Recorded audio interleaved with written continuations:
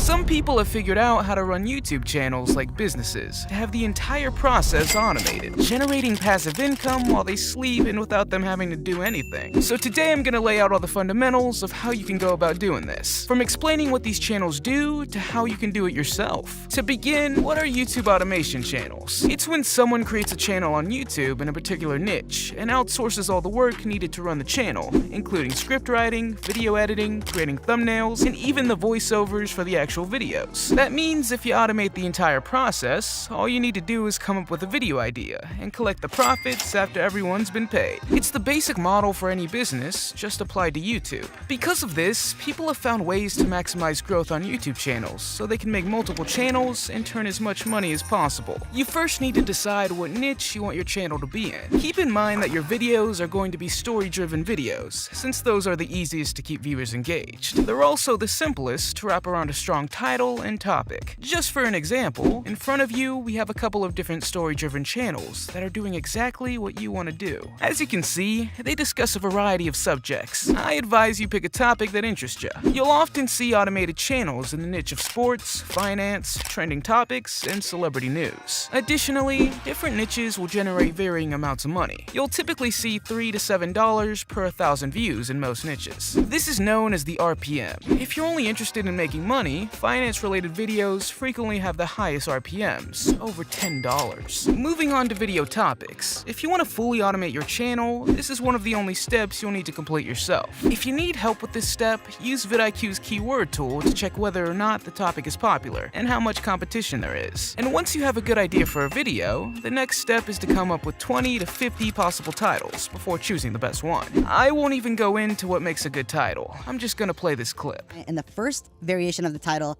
was inside a $1.7 million New York loft. They didn't really love it, and there was nothing really interesting about it except the money value, but there's probably more expensive ones or whatever, right? So then they changed it to I found the best loft in New York, and they liked it better. They thought it improved.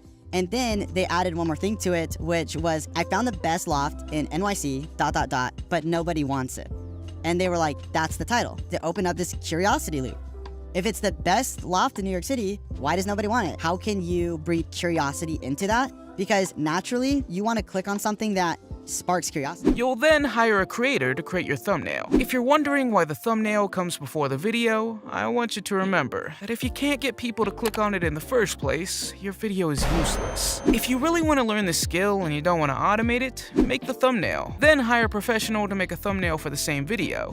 Then see the difference between your thumbnail and the professional. Does your thumbnail suck? Well, if it does, you're gonna keep doing this until you improve. But if you want a fully automated channel, just have the professional make all your thumbnails from now on. You can find thumbnail designers very easily on Twitter. If you want to see good examples of thumbnails, I recommend following Thumbnail Colors, Joseph Blaze, Patty Galloway, and Jay Alto. Next, you'll hire someone to write the script. You can find people to do this on Fiverr for pretty cheap. Once the script is finished, it will take you about 10 to 20 minutes to voice over the script if you want to do it yourself. But there are plenty of people on Fiverr that'll do it for you. I also guarantee that some of you got friends with hot voices and good mics. That'll do it for $5. So you can also choose that path. One more thing is that some people recommend using AI voices to voice over your script. Watch this video to see how effective that example is though. Japan said that there are 22 more enterprises of this country under the government support program to diversify. AI voices just aren't that nice to listen to. Use a real voice instead. Now the edit. Editing the video may be the most challenging aspect of automating your channel. You can hire people to do this on Upwork and Fiverr. However, a lot of people frequently do a terrible job.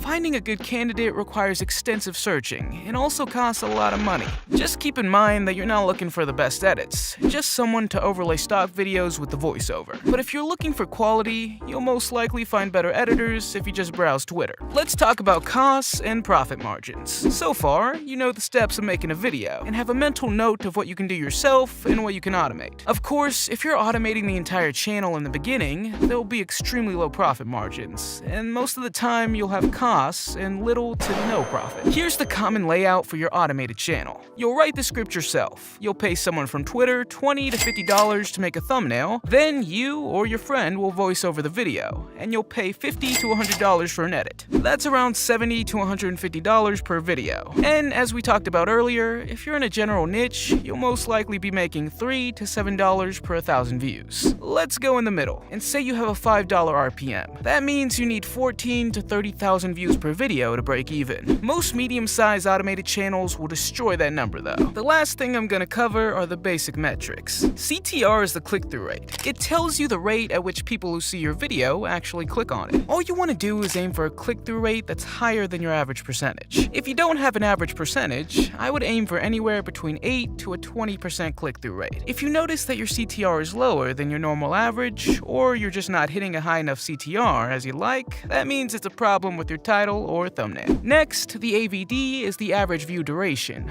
also known as the AVP, which is the average view percentage. This metric will tell you how much of the video the average viewer watches. And by looking at this, you can swap points in the video where people often leave. And once you find out what you're doing wrong, you can improve on it for next time. And if you want to know how to use these metrics correctly and grow a YouTube channel from 0 to 1,000 subscribers, watch this video next.